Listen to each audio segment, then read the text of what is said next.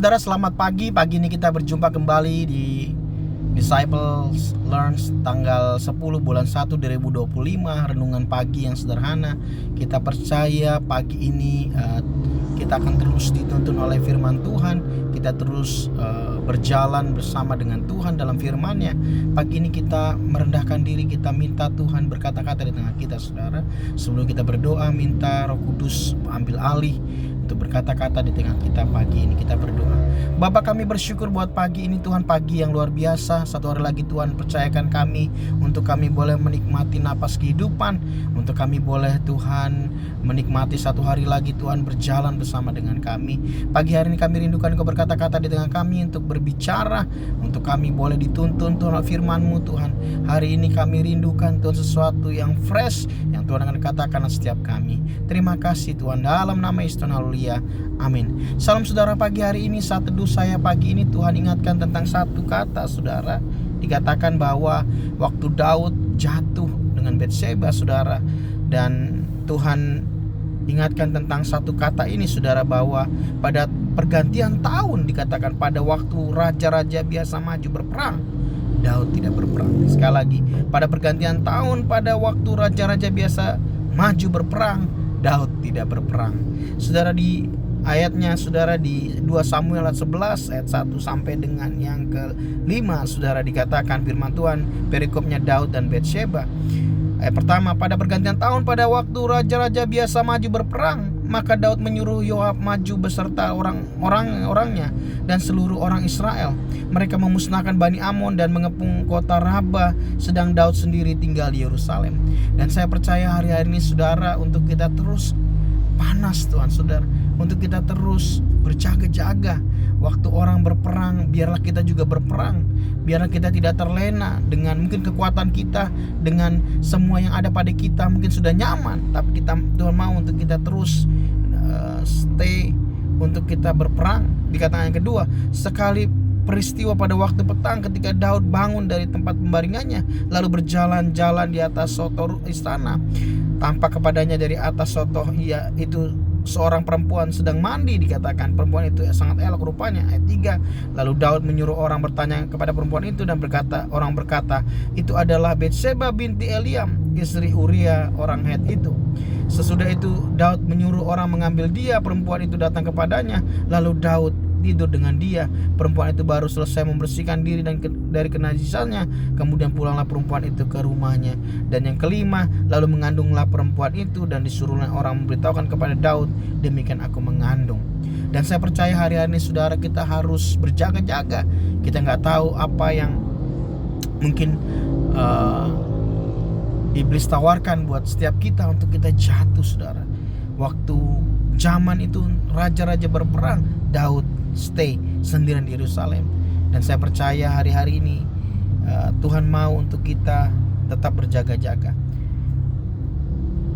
Dikatakan 1 Petrus 5 ayat 8 ayat 11 juga dikatakan ayat 8, saudaralah berjaga-jagalah, lawanmu si iblis berjalan keliling sama seperti singa yang mengaum-ngaum dan mencari orang yang akan ditelannya. Dan yang 9, lawanlah dia dengan iman yang teguh, sebab kamu tahu bahwa semua saudaramu di seluruh dunia menanggung penderitaan yang sama. Saya percaya hari-hari ini tawaran demi tawaran yang membuat anak-anak Tuhan jatuh hari-hari ini, saudara.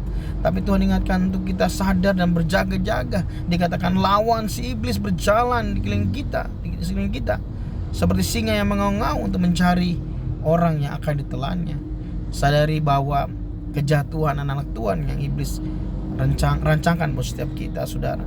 Matius 26:41 dikatakan berjaga-jagalah dan berdoalah, dikatakan supaya kamu jangan jatuh ke dalam pencobaan. Dikatakan roh memang penurut tetapi daging lemah.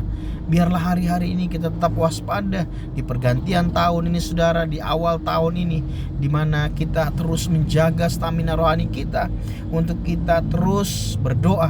Dikatakan roh memang penurut tetapi daging kita lemah. Dan saya catat di sini, saudara, 2 Samuel 11 ayat pertama menggambarkan situasi di mana Raja Daud memutuskan untuk tidak memimpin pasukan Israel secara langsung dari perang melawan Bani Amon. Dikatakan bahwa makna konteks ini yang pertama adalah makna apa yang diambil. Yang pertama, pengabaian tanggung jawab, saudara, dikatakan. Daud tidak memimpin pasukan Israel secara langsung, melainkan menyerahkan tanggung jawab tersebut kepada Yoab. Kuncinya ini. Yang kedua, kesempatan untuk berbuat dosa akhirnya. Dengan tinggal di Yerusalem, Daud memiliki kesempatan untuk berdosa, yaitu kemudian terjadi ketika ia melihat Batseba di 2 Samuel 11, 2-27. Dan yang ketiga adalah perubahan dari prioritasnya. Jadi Daud dalam zona kenyamanannya mungkin lebih fokus pada kesenangan pribadi daripada tanggung jawab sebagai raja. Dan hari-hari ini kita harus berjaga-jaga. Prioritas kita sebagai anak Tuhan untuk terus menjaga api kita, menjaga kehidupan rohani kita untuk terus on the track dengan Tuhan. Dari sini saudara, bahwa kejatuhan Daud dengan Batseba di 2 Samuel 11 ayat yang pertama sampai 27 memiliki beberapa makna yang saya catat, saudara, dan ini memberkati saya. Yang pertama, makna spiritual, bahwa yang pertama, kesombongan dan kepercayaan diri yang berlebihan, dikatakan. Daud merasa aman dan percaya diri sehingga ia lengah dan terjatuh ke dalam dosa. Hati-hati dengan ini, saudara. Kesombongan untuk percaya diri berlebihan. Yang kedua, gagal terhadap integritasnya.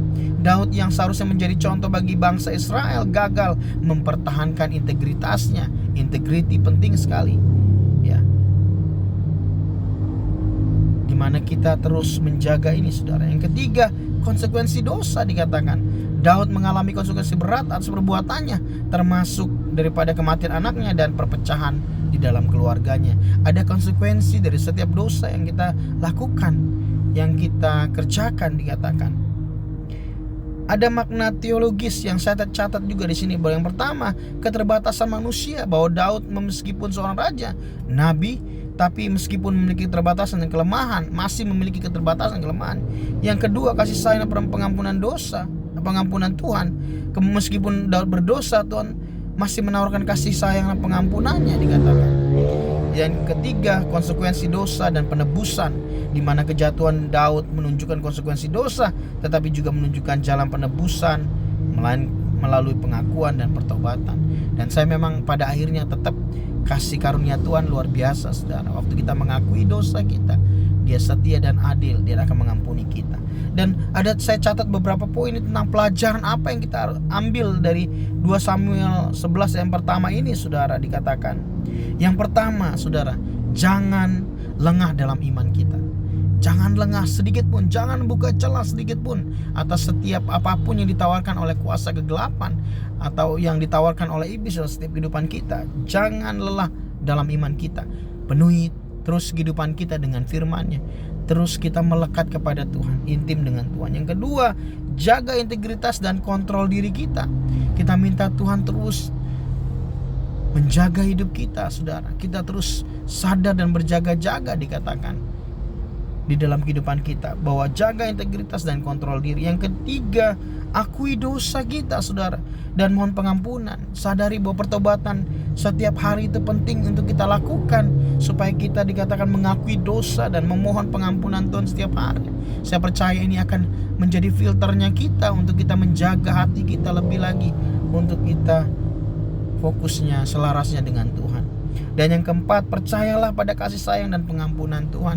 Percaya bahwa waktu kita mengakui setiap dosa kita mengakui, percaya bahwa kasih sayangnya dan pengampunannya atas kita tetap masih berlaku, saudara. Tapi biarlah kita sadar ini untuk kita menghargai juga, saudara, akan kasih sayang dan pengampunannya. Bapa, kami bersyukur buat pagi ini, buat firman-Mu yang sederhana mengajar kami, Tuhan, dalam pergantian tahun di mana raja-raja berperang, Tuhan, biarlah kami berperang juga. Artinya di mana masa di mana anak-anak Tuhan lagi berperang untuk mengerjakan setiap apa yang Tuhan kerjakan dalam kehidupan kami. Kami percaya kami mau lakukan itu, Tuhan, dan kami tidak mau lengah. Pelajaran yang pertama, Tuhan, ajar kami untuk jangan lengah dalam iman kami. Dan yang kedua, jaga integritas dan kontrol diri kami. Dan yang ketiga, akui dosa dan memohon pengampunan dari Engkau setiap hari. Dan yang keempat, percaya bahwa kasih sayang dan pengampunan Tuhan itu luar biasa dalam kehidupan kami. Mari Tuhan materaikan setiap firman yang kami dengar yang sederhana ini dalam lolo hati kami, supaya sambil lalu kami boleh belajar, kami boleh diingatkan, kami boleh dikuatkan, Tuhan, kami boleh berjalan di atasnya. Kami bersyukur bahwa firman-Mu sederhana, Tuhan, setiap kami. Mari Tuhan, Matrekan setiap firman ini Tuhan dalam loh hati kami sekali lagi. Berkati setiap teman-teman hamba-Mu, aktivitas apapun yang dikerjakan Tuhan buat berhasil. Kiranya berkat Tuhan yang pasti itu menyertai kami, mujizat, penyertaan, kelancaran setiap aktivitas kami sepanjang hari ini. Tuhan jagai. Hanya di dalam nama Tuhan Yesus, haleluya, amin. Salam, Tuhan Yesus memberkati teman-teman semua. Tuhan Yesus memberkati, dahsyat, ajaib, amin, haleluya.